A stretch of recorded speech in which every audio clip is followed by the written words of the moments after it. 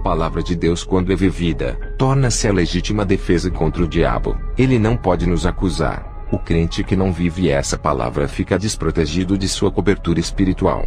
A palavra de Deus tem suprido meu espírito e me dado forças para vencer as provas. Jesus tem cuidado de mim como uma criança recém-nascida. Todo o meu crescimento espiritual foi concedido pelo Espírito Santo. Ele tirou toda a maldade do meu coração. Me libertou de todo o pecado que me impedia de crescer espiritualmente. Ele purificou a minha alma e o meu espírito. Fertilizou meu interior com a sua palavra e fez germinar os frutos espirituais. Essa semente que cresceu em meu coração tem dado bons frutos e vem amadurecendo a cada ano. Isso explica que eu estou em processo de transformação. Fui para a cidade de Bogotá, na Colômbia, pregar a palavra. Fiz uma campanha em um bairro pobre em uma igreja pequena. Fiquei preocupado com aqueles irmãos. O seu pastor disse que os irmãos já não são mais os mesmos. Perderam o calor espiritual, já não pregavam mais como antes, e aceitaram viver nessa situação de pecado. Alguns dessa igreja saíram em busca do calor que perderam, e foram para outros ministérios. O defeito não estava na igreja, estava em suas atitudes. Eles decaíram na fé, estavam à procura de igrejas que acendessem suas chamas. Jamais encontrariam essas chamas em outras igrejas se não se arrependessem de seus pecados. Se buscassem ao Senhor se arrependendo de seus pecados, aqueles galhos secos iriam enverdecer, e suas folhas cairiam e nasceriam outras novas. Os galhos floresceriam igual às flores da vara de Arão, provando que ele era santo e capacitado para ser escolhido. O galho seco não tem o Espírito Santo. Está sedento de Deus e procura meios para matar essa sede. Não tem consolador que possa encher-te. Está morrendo espiritualmente. Se Jesus é a vida e o crente está morrendo, é sinal de que ele está longe da fonte da vida que mata a sua sede. Muitos dizem: você não tem medo de ser assassinado por aquilo que fala? Eu disse: a minha segurança não é confiar em mim, mas naquele que me deu a vida. Somente ele é quem pode tirá-la. Tenho convicção de que ele é comigo e me livrará de todo o mal. Quando terminei de falar, entrou um homem com uma arma na mão e disse: prove que você é de Deus, morrerá por ele hoje. Se quiser viver, negue o seu Deus. Eu disse: Satanás, escute aqui, esse território não é seu, perdeu. A partir de hoje eu declaro a sua derrota. O rapaz apontou a arma e disse: hoje tu vai morrer. Eu disse: pode atirar. Da sua arma não sairá nenhuma bala. A minha vida pertence a Deus. A chave da morte está nas mãos de Jesus. Somente Ele pode me matar. Quando eu comecei a falar essas palavras, aquele rapaz caiu endemoniado para trás. Ele estava se tremendo, parecendo que estava em convulsão. Eu expulsei os demônios. Eram legiões que estavam naquele corpo. O pastor daquela igreja disse: esse rapaz não é o primeiro. Entrou outros aqui e fechou a igreja. Você foi o primeiro que bateu de frente. Eu orei por aquele rapaz e ele aceitou a Jesus. Eu continuei falando. Deus tem segurado em minhas mãos e tem me guiado, e me cerca com a sua muralha de fogo que me serve de fortaleza. Perto dele estou tranquilo, nele tenho segurança e estarei livre do perigo. Estou em suas mãos, não posso cair, estou preso nele, me seguro nele. Não posso me dobrar diante do pecado e nem ceder para os meus desejos. Permaneço leal a ele, e firme em sua presença. Ele tem me tirado do sufoco espiritual, tem tampado minhas fraquezas, tem me estruturado em sua palavra, tenho restaurado as trincas desse templo e consertado as minhas colunas quebradas para que esse templo não vá ao chão. O pecado tentou entrar nesse templo e destruí-lo. O selo do Espírito Santo impediu que o pecado entrasse em mim, e lacrou as portas desse templo. No outro dia de pregação, o pastor estava pregando. Um rapaz entrou com uma faca nas mãos para matar o pastor. O pastor ficou apavorado. Eu entrei no meio e disse: em nome de Jesus, tu estás paralisado. Aquele rapaz havia levantado a mão para dar uma facada no pastor. Seu corpo ficou paralisado como uma estátua. Eu assoprei e ele caiu. Expulsei o demônio. Aquele rapaz ficou livre. Mais um atentado de morte, mais um livramento de Deus. Através de Jesus, o meu conhecimento sobre o mundo se tornou diferente daquele conhecimento que eu tinha antes. Hoje vejo as pessoas com um olhar de misericórdia. Não é mais aquele olhar de desprezo, e sim um olhar de amor, um olhar de querer salvá-las. O olhar de Deus está em mim. O mundo é o retrato do pecado. Tudo o que acontece nele de ruim é a consequência do pecado. Se o mundo todo se arrependesse e não praticasse mais o pecado, não teria tanta maldade e catástrofes. Deixe Deus entrar nos seus sentidos, e deixa Ele criar os seus projetos do nada na sua vida. Compreenda Jesus, conheça Ele, mergulhe nas águas profundas espirituais, O Espírito Santo está vivo em seu corpo. Seja um valente de Deus. Seja seu guerreiro forte. Seja submisso 100% à sua palavra. Obedecer a Deus é estar sempre debaixo de sua graça andando em seu caminho. Seja um forte de Deus. Deixe Ele usar você. Obedeça a sua palavra. Pague o preço para entrar no céu. Seja um espelho nesse mundo. Produza efeitos na vida de uma pessoa através de sua vida. Deixe o poder de Deus transformar você. Ele lhe dará força, capacitação, e fará uma potência espiritual contra o mal. Depois do culto, eu fui para a casa do pastor. No dia seguinte, uma mãe aflita ligou para o pastor e disse: "Vem aqui na minha casa. Meu filho está louco." Na mesma hora recebi uma visão. Vi um rapaz moreno perto do computador vendo o Facebook. Um espírito maligno saía da página e entrava pelos olhos indo para sua mente ficando alojado em sua cabeça. O Senhor abriu mais a minha visão. Do outro lado do computador tinha um senhor conversando com esse rapaz. Ele amaldiçoava as fotos do rapaz e jogava feitiços do outro lado.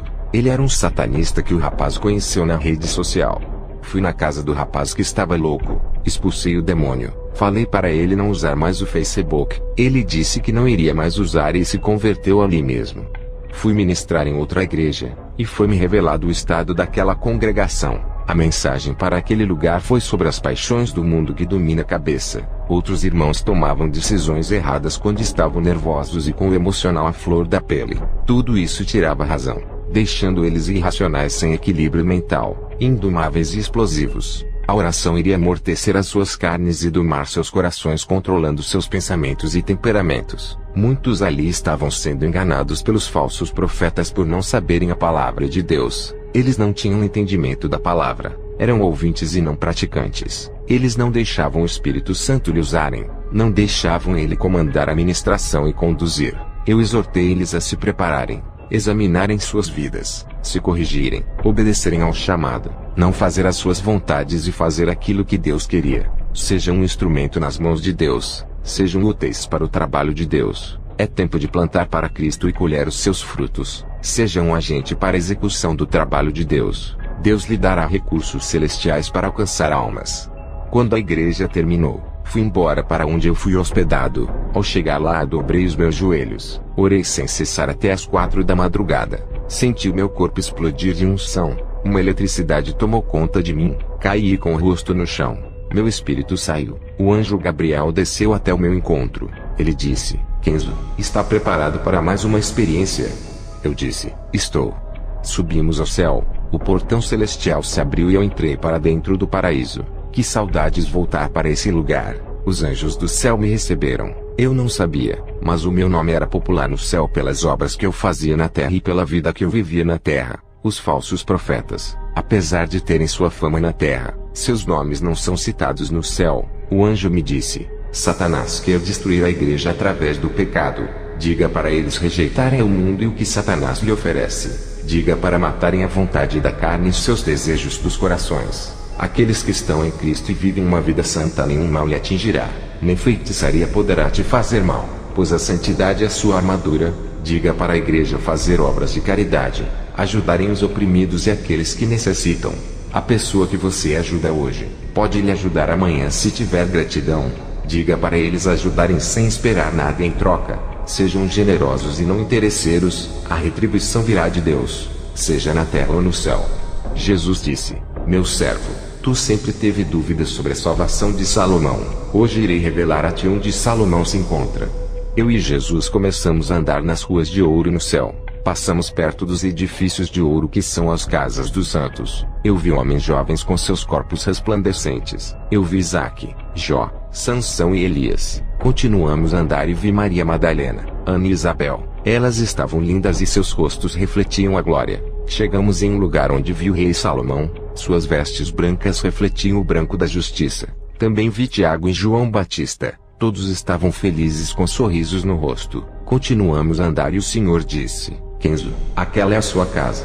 Ao olhar, eu vi um grande prédio de ouro. Depois entramos na sala das coroas. O Senhor me mostrou a minha coroa. Também vi as minhas vestes brancas, a qual eu vou me vestir quando eu for morar lá. Vi os meus galardões que eu juntei na terra através do meu trabalho para Cristo. Jesus me disse: "Estamos em um tempo onde muitos estão famintos espiritualmente. Eles não sabem como se alimentar. e procuram prazeres no mundo e não conseguem suprir suas necessidades espirituais com aquilo que é passageiro. O pecado pode alimentar a carne, não o espírito, e nada adiantará, pois o meu espírito se alimenta de mim e de minha palavra. Outros procuram falsas religiões e se alimentam de demônios e de pães imundos. Eles bebem das fontes de águas sujas e poluídas. Tudo isso causa mal-estar espiritual. Diga para minha igreja se esforçar na minha doutrina pura e santa, sem contaminação com filosofias vãs e teologias falsas. Muitos bispos e apóstolos tiveram suas mentes cauterizadas pela teologia. Não têm experiência com Deus. Vivem mortos na letra,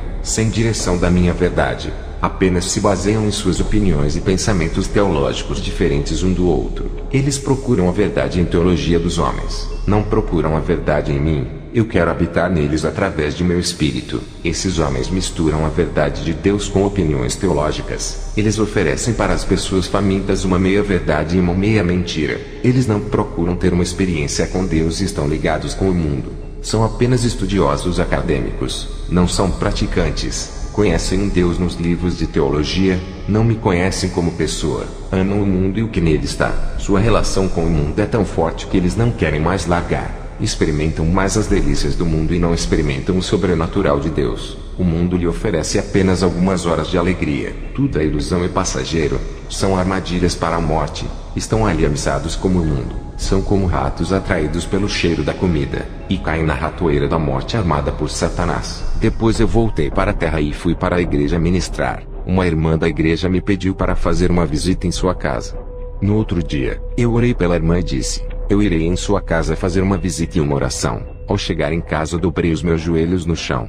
O Senhor falou comigo dizendo: não vá na casa daquela mulher. Satanás irá usar ela com mentiras para escandalizar o seu ministério. Lembra de José que foi escandalizado pela mulher de Potifar. Essa mulher irá fazer o mesmo contigo.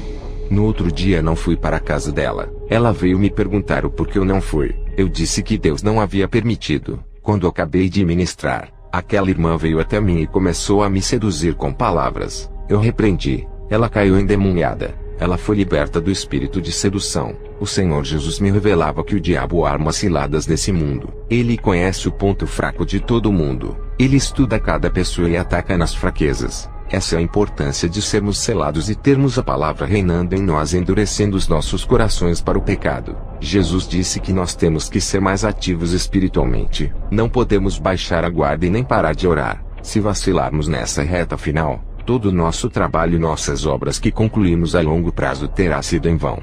Eu tenho andado em várias igrejas. Tenho tido visões de uma mulher adormecida vestida de noiva dormindo em um sono profundo. Uma sonolência espiritual. Vamos sair dessa sonolência espiritual que não deixa vocês acordarem para a realidade do mundo espiritual. Esse sono não deixa vocês enxergarem os seus pecados. Não sabem mais diferenciar o certo do errado. Tudo é comum. O pecado é normal. Esse sono está tirando suas consciências daquilo que é espiritual. Seus olhos estão fechados para o pecado, e não se abrem para olhar para se corrigirem. Não sabem o que estão fazendo. Viraram pessoas sonâmbulas andando sem consciência das coisas. Andam em caminhos tortos pensando que estão na graça. Acordem. Vocês estão em uma guerra espiritual contra as forças do mal. Somente os fortes vencerão e os perdedores serão entregues para as legiões malignas. Serão presos e encarcerados no inferno. O galardão dos crentes perdedores são prisões e condenações eternas. Seu inimigo Satanás está tão perto de vocês, agindo diante de seus olhos,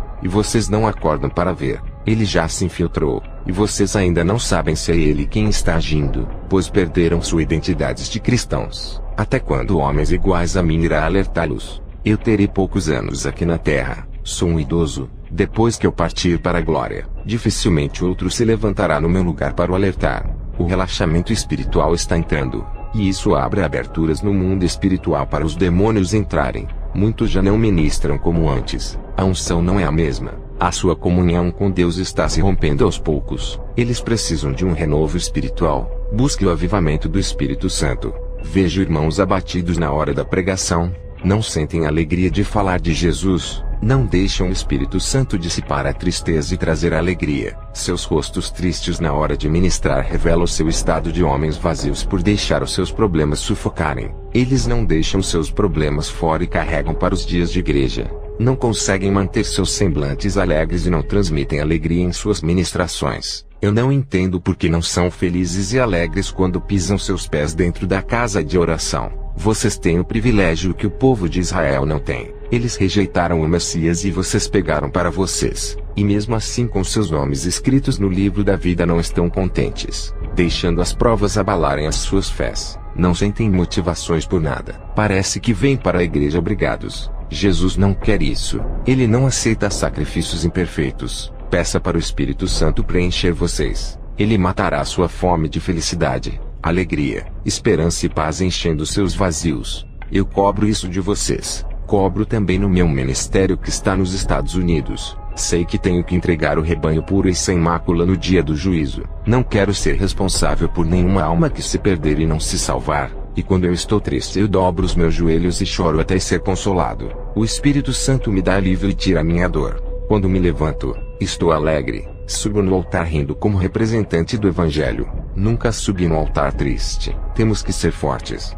Perdi o meu filho David. A morte traz dores. Nem tudo o que perdemos é um mal, pois a perda representa a transformação. Isso muda o coração em relação à vida. As dores físicas e emocionais nos fazem assumir uma posição de guerreiros diante da situação, e isso agrada a Deus, nos traz para perto dele, e nos faz despertar espiritualmente. Deus testa a nossa fé para ver se estamos firmes nele. A nossa fé nele nos firma nele e nos faz enxergar a Cristo. Não conte seu problema a ninguém. Conte para ele. Somente ele pode resolver. Dobre os seus joelhos e fale com Deus. Descanse e ele resolverá. Não fique cobrando ele. Deus não se esquece de você. Mesmo que olhe para o seu problema e veja ele grande demais. Lembre-se de que você tem um Deus grande, e muito maior do que qualquer problema seu. Mesmo que seu problema seja longo e pareça que nunca vai passar, lembre-se, Jesus é o dono do tempo e determina tudo. Ele te dará a resistência de esperar e fará a sua paciência ser mais longa do que seu problema. A sua fé é mais forte do que todas as suas dificuldades. Quando eu conheci a Deus, foi nas maiores dificuldades da minha vida que enxerguei Ele dentro da fornalha comigo. Tive que entrar no mundo espiritual para conhecer a Deus e todo o seu plano. O Espírito Santo invadiu o meu ser de uma maneira que fiquei sensível ao seu toque. Minha sensibilidade espiritual ficou aguda, senti mais prazer de ficar em sua presença. Satanás apareceu para mim e tentou me desanimar. Ele disse que por mais que eu pregasse a santidade, amor, perdão e o arrependimento, por mais que eu conservasse essa doutrina não teria êxito mundial, pois ele me falou que criou falsas seitas como Mormons, Testemunhas de Jeová, Adventismo e outras seitas com aparência de igrejas caridosas e bondosas para contaminar a sã doutrina, e que era tarde demais para eu espalhar a doutrina verdadeira, pois ele estava multiplicando as suas seitas enganosas pelo mundo. Satanás foi embora e eu tive uma visão. Vi uma noiva de preto, uma falsa igreja sentada no trono e reinando. Uma voz me dizia: está multiplicando igrejas falsas. Irei buscar a minha verdadeira igreja antes que ela seja contaminada e enganada pelas falsas noivas, a noiva de Satanás. O Espírito Santo me revelou divisões dentro das igrejas, por causa de brincadeiras ofensivas que irritam o próximo e não respeitam o irmão que não gosta de brincadeiras. Vamos ser maduros para as coisas de Deus e crianças para a malícia desse mundo. Se acostumem em andar na doutrina. Sei que é difícil. Logo se acostumarão. Sejam viciados em orações todos os dias. Caiam nessa rotina espiritual. Vivam uma vida santa. Se viverem uma vida relaxada na presença do Senhor, ninguém dará crédito por suas palavras. Você é a palavra que prega, assim como Jesus é a palavra. Muitos vivem uma vida de pecado. Não ganham mais almas por escandalizarem o Evangelho. Caíram em descrédito por causa de seus testemunhos. Os falsos mestres, doutores da mentira, estão dentro das igrejas usando a própria palavra de Deus para enganar, como Satanás usou a palavra de Deus para enganar a Jesus no deserto. Se não estivermos revestidos com as armaduras da santidade, seremos presas fáceis. O diabo não se importa com crentes que buscam bênçãos materiais. O materialismo para o diabo não tem valor nenhum. É perecível. O diabo se importa com aquilo que é eterno. Os que buscam as coisas espirituais, quem busca morar no céu, coisas não perecíveis, tudo isso incomoda o diabo. Ele sabe o que perdeu, jogou sua herança fora, sabe o que é bom e não quer que consigamos o que ele já perdeu. Ele colocará obstáculos e impedimentos espirituais para vocês não crescerem espiritualmente. Para Satanás, é melhor que fiquemos ricos e milionários na terra se desviando, do que termos galardões no céu. Ele prefere que conquistemos o mundo. Sejamos poderosos aqui ao invés de conquistarmos o céu, pois a riqueza corrompe, e a riqueza dessa terra acaba. Já as dos céus são eternas. Nossas riquezas não estão nesse mundo, estão sendo armazenadas no céu para onde iremos morar, para que ajuntar tesouros na terra, se quando morremos não levaremos nada. Tudo vai ficar aqui, para onde vamos não levaremos, pois o noivo nos levará e deixará os nossos bens. Que todos que ouvem esse testemunho venham a se reconciliar com Deus, que venham a receber uma unção especial ao ouvir essas palavras. Amém.